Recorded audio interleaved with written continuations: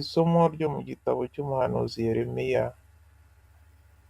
Sedekiya umwami wa Yuda amaze kwima, ubwo hari mu kwezi kwa gatanu k'umwaka wa kane, umuhanuzi Hananiya mwene Azuru ukomoka i Gibewoni ambwirira mu ngoro y'Uhoraho mu maso y'abaherezabitambo na rubanda bose, ati: Uhoraho umugaba w'ingabo, Imana ya Isirayeli avuze atya: nciye uburetwa bw'umwami w'i Babiloni.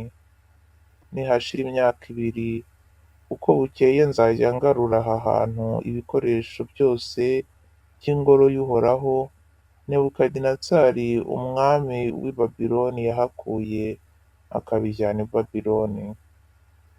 Kandi nzagarura aha hantu Yekoniya mwene Yoyakimu umwami wa Yuda hamwe n'abantu ba Yuda bose bajyanywe bunyago i Babiloni, kuko nyine nzaca uburetwa bw'umwami w'i Babiloni. Uwo ni Uhoraho ubivuze.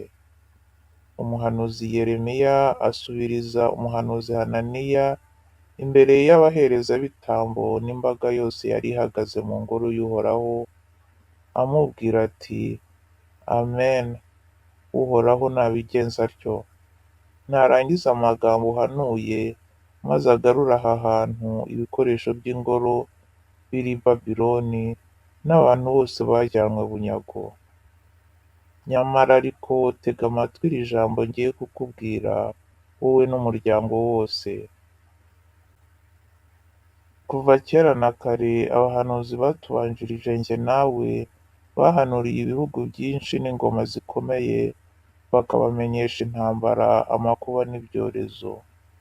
Ariko niba umuhanuzi mu guhanura kwe amenyesheje amahoro, azemerwa ko yoherejwe n'Uhoraho koko, igihe ibyo yavuze bizagaragara.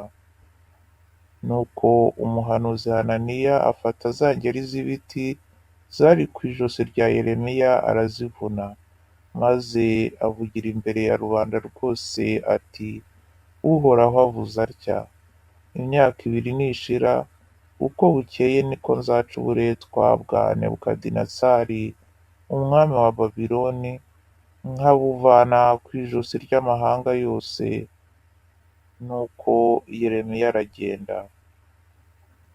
Umuhanuzi Hananiya amaze kuvuna bya biti byari ku ijosi rya Yeremiya, Uhoraho abwira Yeremiya ati: Genda ubwire Hananiya uti: Uhoraho avuze atya: ingeri z'ibiti wazivunnye, none zisimbuze iz'icyuma.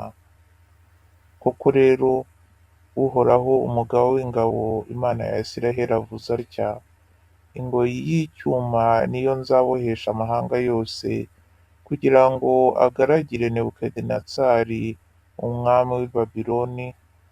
Azamukorera, kandi n'inyamaswa zo mu ishyamba ndazimweguriye. Umuhanuzi Yeremiya niko kubwira Hananiya ati: Hananiya, tega amatwi. Uhoraho ntiyakohereje, ni wowe utuma uyu muryango wiringira ibinyoma. Niyo mpamvu Uhoraho avuze atya: ngiye kuguca ku isi, uyu mwaka uzapfa kuko watoje imbaga kugomera Uhoraho. Nuko umuhanuzi Hananiya apfa mu kwezi kwa 7 k'uwo mwaka. Iryo ni ijambo ry'Imana.